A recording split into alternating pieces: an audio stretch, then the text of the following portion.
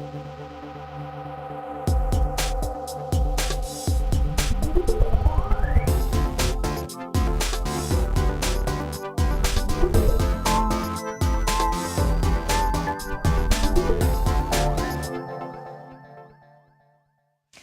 and thanks for joining us for this edition of Tech 24. Coming up, batteries. Like it or not, we need them to get through the day. They're everywhere, from pacemakers to cars to cell phones. We'll be bringing you the latest in energy storage with a special focus on lithium-ion batteries.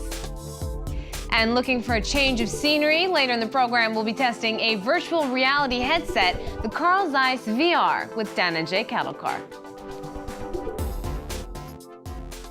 Trust Tesla to have a foot in the future. The electric car maker is setting its signs on energy storage with a line of rechargeable lithium-ion batteries. The smallest of them is called the Powerwall. Customers will soon be able to store excess energy and use it whenever they want. The technology will allow homes and businesses to get off the electrical grid and rely only on solar energy. People in a remote village or an island somewhere can take solar panels, combine it with the Tesla Powerwall, and never have to worry about having electricity lines. This solution that just works wherever you are, I think is going to be incredibly helpful to people that don't have electricity today. The cost of the batteries start at $3,500, a hefty price tag that doesn't include installation costs or the necessary solar inverter. Still, it's expected to come out cheaper and more environmentally friendly in the long run. And just days after unveiling the product, Tesla CEO Elon Musk says demand is, quote, off the hook. For more on the importance of lithium-ion batteries, our guest today is Donal Finegan, researcher at the University College of London and first author on a recent report where scientists made batteries explode to find out how to make them safer. Donal, thanks so much for joining us on Tech 24. What are the different kinds of battery storage that exist today? Hi. Well, I think there are a range of different types of energy storage that are used today. I think the most applicable one for portable energy storage is the lithium-ion one. But also, there are various other different types of energy storage, like mechanical energy storage, where you can store energy in the form of potential energy, like pressurized systems or pumping water to the top of a reservoir. There are also chemical energy storage, which I think is the most familiar, like petrol or diesel, where a lot of energy is stored in the form of fossil fuels and hydrogen. But the most interesting one for my research is lithium-ion batteries, which is electrochemical energy storage. Yeah, so tell us about them. Where are they used? Where can we find them? What are their limitations? Lithium-ion batteries are incredibly energy dense. But their most popular application is for portable electronics, like your mobile phone, your laptop, and they're becoming increasingly popular for more advanced applications, like in medical implants or for electric-powered vehicles. Now, what are some of the issues facing energy storage? What's the next step, and what are the hurdles that we have to get over to get there? There are a lot of limitations with lithium-ion battery energy storage. So, for example, with the consumer electronics, the technology of the electronics themselves is progressing at an extremely fast rate. And often the limiting factor is the battery. So these devices are designed around the energy capacity of the lithium-ion batteries inside them.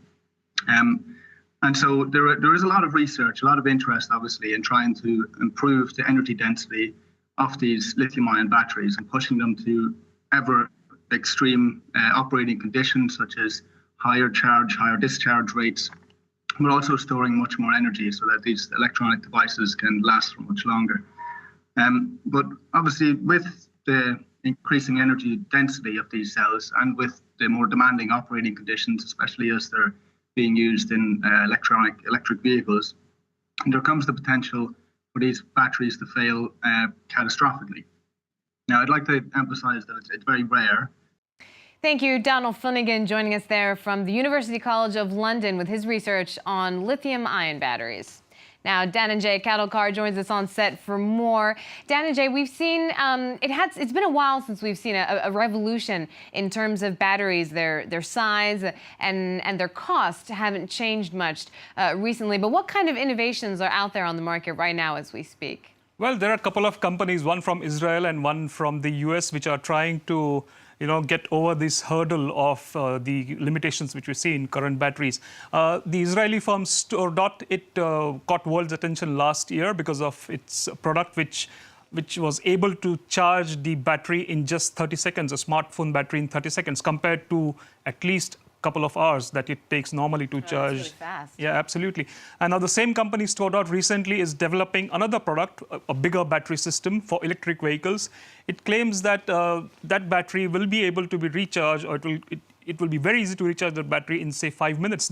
It's the amount of time you take to fill up your petrol tank in your vehicle. Now, what are some of the other breakthroughs that we can look forward to? Well, there are other devices, interesting devices like supercapacitors, which are somewhere in between the regular batteries and rechargeable cells. So these supercapacitors are able to hold denser charge. They can be recharged quickly, and they are able to withstand thousands of charging cycles. So that's a big advantage. But supercapacitors they are a bit voluminous, so you cannot really expect them to be replacing the lithium-ion batteries straight away. All right, we're looking forward to seeing more of that technology.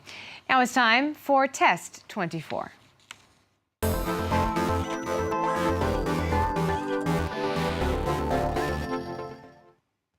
So, Dhananjay, today we're looking at yet another virtual reality headset. There's a number of them out there on the market. This is the Carl Zeiss VR. And what's different about it? Well, what I like about the VR1 headset is that it looks pretty sleek, looks very futuristic. You can put it on very easily because of the straps. And it comes at a very reasonable price. I mean, at €129, it's not too expensive. What I also like about it is that it's compatible with 3 different phones. One is iPhone 6, the Galaxy S5, and LG G3. Now, for each headset, there's a different tray which comes with the headset. So depending on what phone you own, you can have one of these headsets. So you just put your phone in the tray. Yeah. There's a slot here. Yeah. You just slide it in. Of course, you have to download the Zeiss VR1 apps, and you're ready to go. So basically, you're looking at your phone in there. Exactly. But through the app, of course. I mean, the Zeiss app, it has different videos. Like, for example, right now I'm watching... You look like you're scuba diving. In fact, I am driving a car right now. I'm driving a car. Very fast where are you car, going? Yeah. I don't know where I'm going, but I'm going very fast. So yeah, it's very immersive, as you would expect it to be. And what I like about this headset is, compared to the ones which we tested earlier, like the LG G3, I think the resolution, it's very sharp. The images are very sharp. And I'm not surprised, because Zeiss is known for it's a lens maker. Exactly, it's a lens maker. It's known for its optics technology. So yeah, it's an interesting product. But only obstacle, or only the problem, is that there are not many apps out there. So I think right now, maybe buyers should wait for a while to see if there are interesting apps that come up on the App Store. And we've been talking a lot about batteries today. How long do the batteries last on this? Well, this headset doesn't have a battery on its own, so it's the phone batteries. And as you know, I can't see anything. Well, your phone is switched off. I guess it got unlocked.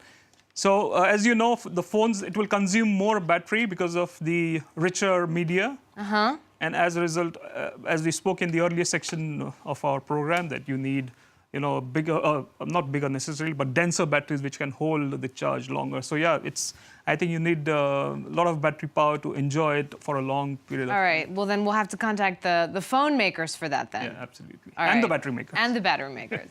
Thank you so much, Dhananjay. That is the end of our show. Thanks so much for joining us here on Tech24. You can find us on Facebook or Twitter. Our hashtag there is Tech24. Thanks for watching. Be back soon.